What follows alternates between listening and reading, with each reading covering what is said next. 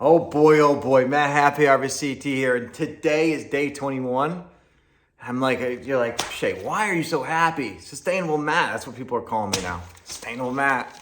Because today's about farmers markets, right? It's the season to start thinking about. It's January. It's the season to start thinking about where you're going to get your food this summer if you're from New England, right? If you're not from New England and you're watching this and you do have a farm and it is time to go to the farm and get some fresh produce or get some fresh meat or get some fresh eggs, what are you waiting for, right? So today's challenge is, if you're from an area like me, is to find a CSA program, right? Community Sustained Agriculture Program, to sign up for so you can help the farmer. So how these programs work, how a CSA works, is you log into your computer, you click what you want to order, and then you go to a location to pick it up. For example, East Haddam, local farms will put it at their farm stand, or you can go to the farmer's market.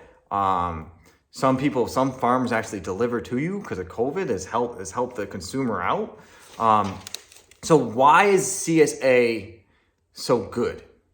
All right, being a farmer, being someone who grows things for people, it's so nice to know how much you need to grow, so you're not just growing, 40 pounds of tomatoes where you're just gonna have to compost them all. It helps us. Farmers markets are great. Please keep going to the farmers markets, right? We're gonna get onto that in a second. But the CSA program really sets the stage for, okay, am I gonna make enough money to make it this year? All right, once a farmer knows, hey, I hit this milestone, I'm ready to rock, maybe I can buy something to make my life a little bit easier. I can buy that marketing tool I need to grow my business.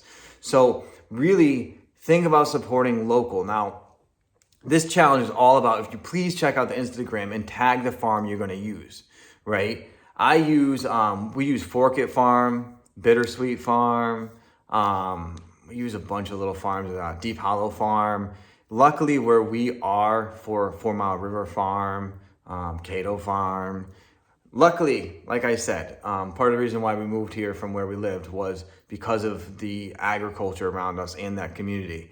But there are communities, like growing up in Southington, I know there's CSAs, right? I know there's farmers markets there. You just gotta find them. And that's why I'm hoping people will tag Southington people or Cheshire people or people who live wherever you are in the world, tag the farm you go to. If you're in California, what's the farm you're going to? If you're in Canada, if you're in Montreal, where are the farmers market? What's going on there? Because a lot of people just don't know, right? So there's that. Farmers markets. Now, farmers market is a little bit different. That's when you go and you just literally shop on site. And most towns have one. If your town doesn't start one, your farmers would love it. Farmers sometimes don't have the time to so here's the problem with the farmers market. When do farmers markets happen? During season, right? So a farmer, when I work, it's I'm up at 4:30 planning, then I'm executing all day. And it's hard work sometimes. Most of the time, it's really hard work. And then after I'm done with my day, my farm chores, I need to go to a farmer's market.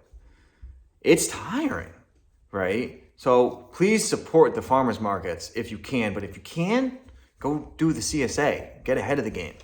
Now, there's farmers markets all around communities. It helps us all out to go to these markets. Some of them are just artesian too. You're going to find a lot of local things, right? But this is where a lot of the local farmers make their profits in order to keep giving you the fresh food.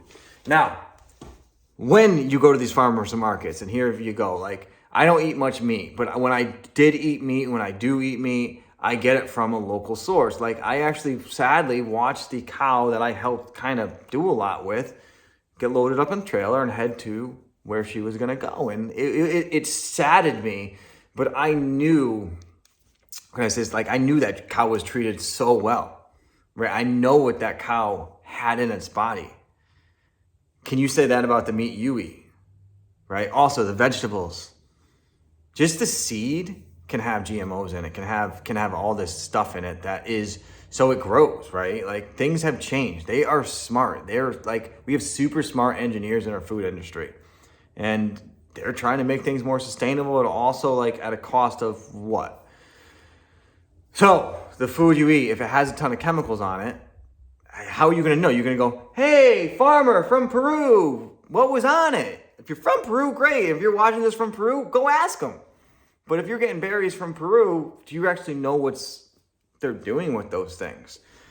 So local. And lastly, the last thing is the herbicides, the pesticides, all the GMOs, the processing.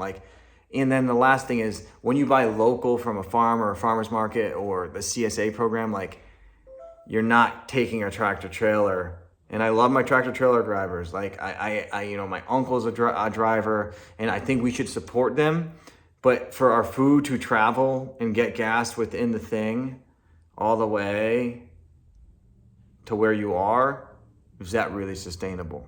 When you can go a half mile down the road and make an experience out of it. Remember, experience, not gifts.